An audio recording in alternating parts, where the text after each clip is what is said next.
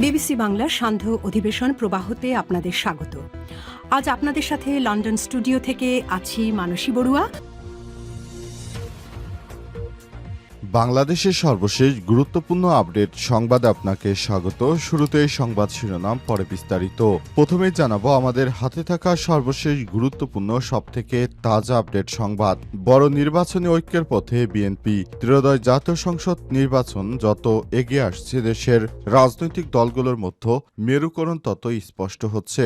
দলগুলোর মধ্যে নির্বাচনী ঐক্য নিয়ে শুরু হয়েছে জোরালো আলোচনা। কোন দল কার সঙ্গে জোটবদ্ধভাবে বা আসন সমঝোতার ভিত্তিতে ভোটযুদ্ধে অংশ নেবে তা নিয়ে চলছে দর কষাকষি। এ বিষয়ে বিএনপির সঙ্গে যোগ দিতে পারে নাহিদ ইসলাম, মামুনুল হক, এলডিপির অলি আহমেদ, নাগরিক ঐক্যের সভাপতি মাহমুদুর রহমান মান্না, বিজেপির চেয়ারম্যান আন্দালিব রহমান পার্থ সহ আরও অনেকেই। এ বিষয়ে গুরুত্বপূর্ণ সংবাদ জানাবো, সঙ্গেই থাকুন। এরপর জানাবো মধ্যরাতে ঢাবি এবং ঢাকা কলেজের শিক্ষার্থীদের মধ্যে সংঘর্ষ, পরিস্থিতি নিয়ন্ত্রণে অতিরিক্ত পুলিশ মোতায়েন। ফুটপাতের দোকান বসানোকে কেন্দ্র করে মধ্যরাতে ঢাকা কলেজ ও ঢাকা বিশ্ববিদ্যালয়ের শিক্ষার্থীদের মধ্যে ধাওয়া পাল্টা ধাওয়ার ঘটনা ঘটেছে। রাজধানীর নীলক্ষেত এলাকায় কয়েক ঘণ্টা ধরে চলা এই সংঘর্ষে বেশ কয়েকজন আহত হয়েছে। পরে পুলিশ ও ডাকসু ভিপি সাদিক কায়েম এর মধ্যস্থতায় পরিস্থিতি নিয়ন্ত্রণে আসে। সেখানে অতিরিক্ত পুলিশ মোতায়েন রয়েছে। এদিকে আবু সাইদ হত্যা 10ম দিনে সাক্ষ্য গ্রহণ আজ।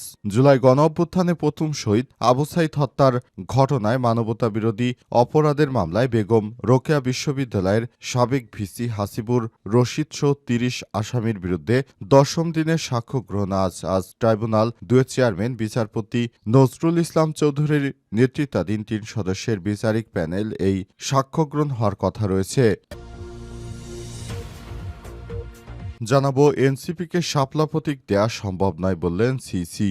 নির্বাচন কমিশনের নির্ধারিত তালিকায় না থাকায় এনসিপিকে শাপলা প্রতীক দেয়া সম্ভব নয় বলে জানিয়েছে নির্বাচন কমিশনার সিসি এম নাসিরুদ্দিন। তিনি বলেছেন, এই নির্বাচন সুষ্ঠু ও সুন্দর করতে আমরা বদ্ধপরিকর, তবে এনসিপিকে শাপলা প্রতীক দেয়া হচ্ছে না।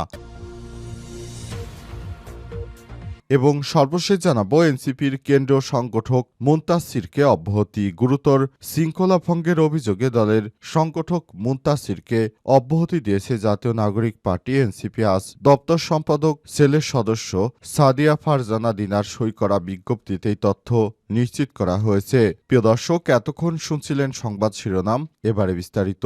তবে তার আগে বন্ধুরা অনুরোধ থাকবে এই সংবাদটিতে একটি লাইক দিন।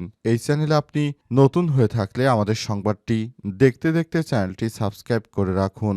কমেন্ট করে বন্ধুরা আপনার মূল্যবান মতামত জানিয়ে দিন আপনি বিশ্বের কোন দেশ থেকে বা বাংলাদেশের কোন স্থান থেকে আমাদের সংবাদটি দেখছেন এবং শুনছেন। আর বন্ধুরা, সংবাদটি আপনার সোশ্যাল মিডিয়া ফেসবুকে শেয়ার করে বন্ধুদেরও দেখার সুযোগ করে দিন।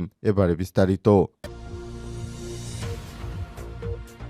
বড় নির্বাচনী ঐক্যের পথে বিএনপি। ত্রয়োদশ জাতীয় সংসদ নির্বাচন যত এগিয়ে আসছে, দেশের রাজনৈতিক দলগুলোর মধ্যে মেরুকরণ ততই স্পষ্ট হচ্ছে। দলগুলোর মধ্যে নির্বাচনী ঐক্য নিয়ে শুরু হয়েছে জোরালো আলোচনা। কোন দল কার সঙ্গে জোটবদ্ধভাবে বা আসন সমঝোতার ভিত্তিতে ভোটযুদ্ধে অংশ নেবে তা নিয়ে চলছে দর কষাকষি। এরই মধ্যে জুলাই জাতীয় সনদের আইনি ভিত্তি এবং সেই অনুযায়ী আগামী নির্বাচন অনুষ্ঠান সহ কয়েকটি দাবিতে ৬টি দলকে নিয়ে রাজপথে আন্দোলন করছে দেশের বৃহত্তম রাজনৈতিক দল বাংলাদেশ জামাত ইসলাম। যদিও এটিকে নির্বাচনী জোট বলতে রাজি নয় আন্দোলনের মূল দলগুলোর দায়িত্বশীল নেতারা জানান তারা আরও বৃহৎ জোট গঠনে কাজ করছে। এছাড়া জুলাই গণ অভ্যুত্থানে অংশগ্রহণকারী শিক্ষার্থীদের নতুন দল জাতীয় নাগরিক পার্টি এনসিপি, গণতন্ত্র মঞ্চ এনসিপির নেতৃত্বাধীন বাম গণতান্ত্রিক জোটও নির্বাচনকে সামনে রেখে নয়া মেরুকরণ করতে চায়। এর পাশাপাশি বিভিন্ন দল নিয়ে একটি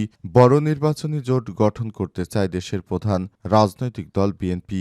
এরই মধ্যে ফ্যাসিবাদ বিরোধী যুগপৎ আন্দোলনের সঙ্গে যেসব জোট ও দল সম্পৃক্ত ছিল তাদের কাছে সম্ভাব্য প্রার্থীদের তালিকা চেয়েছে। এসব দলের কিছু সম্ভাব্য প্রার্থীকে তারা গ্রিন সিগন্যালও দিয়েছে। এর বাইরে অন্যান্য দলের সঙ্গেও আলাপ আলোচনা করেছে বিএনপি।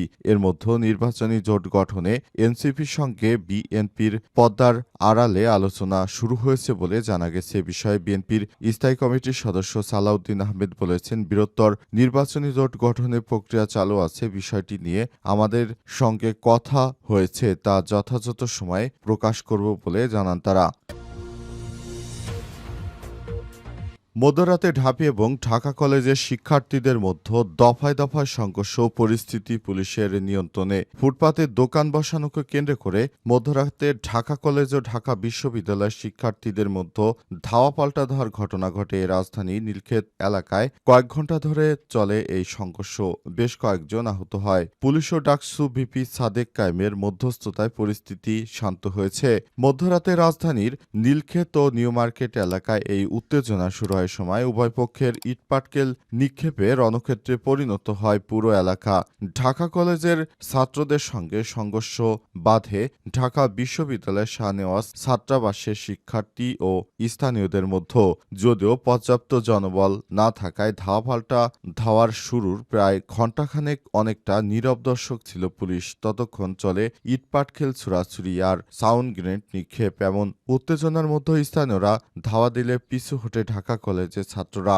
এরই মধ্যে বাড়তি ফোর্স এলে পরিস্থিতি নিয়ন্ত্রণে নেয় পুলিশ। পরিবেশ শান্ত করতে কাজ করছে ডাকসু নেতারা। সরেজমিনে গিয়ে দেখা গেছে ঘটনাস্থলে উপস্থিত হয়ে পরিস্থিতি শান্ত করার চেষ্টা করছেন ঢাকা বিশ্ববিদ্যালয় কেন্দ্রীয় ছাত্র সংসদ ডাকসুর সহসভাপতি ভিপি সাদিক কায়েম সহ ছাত্রনেতারা। একই সঙ্গে পরিস্থিতি নিয়ন্ত্রণে নীলক্ষেত ও নিউ মার্কেট এলাকায় বিপুল সংখ্যক পুলিশ মোতায়েন করা হয়েছে। ভিপি সাদেক কায়েম জানান, এই এলাকায় কোনো অনিয়ম চলবে না, ব্যবস্থা নেওয়া হবে জড়িতদের বিরুদ্ধে।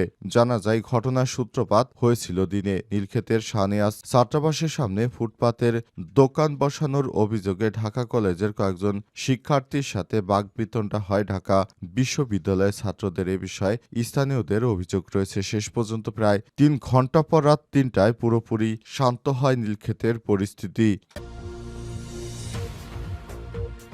আবু সাইদ হত্যা ১০ম দিনে সাক্ষ্য গ্রহণ আজ। জুলাই গণঅভ্যুত্থানে প্রথম শহীদ আবু সাইদ হত্যার ঘটনায় মানবতাবিরোধী অপরাধের মামলায় বেগম রোকেয়া বিশ্ববিদ্যালয় বিরোধী সাবেক ভিসি হাসিবুর রশিদ সহ ৩০ আসামির বিরুদ্ধে ১০ম দিনে সাক্ষ্য গ্রহণ আজ ট্রাইব্যুনাল ২ এর চেয়ারম্যান বিচারপতি নজরুল ইসলাম চৌধুরীর নেতৃত্বাধীন ৩ সদস্যের বিচারিক প্যানেল এই সাক্ষ্য গ্রহণ হওয়ার কথা রয়েছে। গত ৬ অক্টোবর ৯ম দিনে সাক্ষ্য গ্রহণ ও জেরা শেষ হয়। পরবর্তী সাক্ষ্য গ্রহণের জন্য আজকের দিন ধার্য করা হয়। ওই দিন জবানবন্দি দেন পুলিশের ২ উপপরিদর্শক। তারা হলেন এসআই রফিক ও এসআই রায়হানুল রাজ দুলাল। দুইজনই জব্দ তালিকায় সাক্ষী হিসেবে সাক্ষ্য দিয়েছেন। পরে তাদের জেরা করেন পলাতক ২৪ আসামির পক্ষের ৪ স্টেট ডিফেন্স ও গ্রেপ্তারদের আইনজীবীরা। ট্রাইব্যুনালের প্রসিকিউশনের পক্ষে শুনানি করেন প্রসিকিউটর মইনুল করিম ও আব্দুস সোবহান তরফদার। সেই সঙ্গে ছিলেন প্রসিকিউটর সুলতান মাহমুদ। জানা গেছে, তারা জেরার মাধ্যমে বিভিন্ন বিষয় বেরিয়ে আনার জন্য তারা কথাগুলো বলতে থাকেন। তবে শেষ পর্যন্ত এই বিষয়টি নিয়ে কতদূর গড়িয়েছে সেটি এখনও জানা যায়নি। অন্তর্বর্তীকালীন সরকারের প্রধান উপদেষ্টা প্রফেসর ড. মোহাম্মদ ইউনূসের সরকার ক্ষমতায় আসার পর এই বিষয়গুলো পরিলক্ষিত হচ্ছে। এনসিপিকে শাপলা প্রতীক দেওয়া সম্ভব নয় বললেন সিসি। নির্বাচন কমিশনে নির্ধারিত তালিকায় না থাকায় জাতীয় নাগরিক পার্টি এনসিপিকে শাপলা প্রতীক দেওয়া সম্ভব নয় বলে জানিয়েছে নির্বাচন কমিশনার ইসি। তিনি বলেছেন, আমাদের তালিকায় না থাকায় এনসিপিকে তাদের আবেদন করা প্রতীক শাপলা দেওয়া সম্ভব নয় বলে নিশ্চিত করেছেন তিনি আরও বলেন, এনসিপিকে আমরা শাপলা প্রতীক দিতে পারছি না। আমাদের তালিকা থেকে যে কোনো একটি প্রতীক চাইলেই এনসিপি নিতে পারে। তবে এনসিপির পক্ষ থেকে বলা হয়েছে তারা এই ধরনের কোনো হাস্যকর প্রতীক নেবে না, তাদেরকে সাপ্লাই দিতে হবে। আজ চট্টগ্রামে একটি অফিসে এই বিষয়টি নিশ্চিত করেছেন প্রধান নির্বাচন commission CC AMM Nasir Uddin. তিনি বলেছেন, এই নির্বাচনে আমরা কোনো শাপলা প্রতীক দিতে পারবো না, কারণ শাপলা প্রতীক আমাদের তালিকায় নেই। শাপলা প্রতীককে তালিকায় আনতে আইন মন্ত্রণালয়ের সুপারিশের প্রয়োজন রয়েছে, কিন্তু আইন মন্ত্রণালয় থেকে কোনো ব্যবস্থা না নেওয়ায় আমরা নিজের মতো করে নতুন প্রতীক সংযুক্ত করে আমরা সেখানে এই প্রতীকটি দিতে পারছি না। অন্তর্বর্তীকালীন সরকারের প্রধান উপদেষ্টা যে সময় নির্বাচন ঘোষণা করেছে যথাযথ সময় নির্বাচন অনুষ্ঠিত হবে বলে জানান তিনি। নির্বাচন থেকে বিচ্যুতি হওয়ার কোনো উপায় নেই। নির্বাচন কমিশনের পক্ষ থেকে বিষয়টি নিশ্চিত করা হয়েছে, তবে দেখা যাচ্ছে এসব বিষয়গুলো নিয়ে কতদূর জল ঘোলা হয় সে বিষয়টি এখন সামনে এসছে।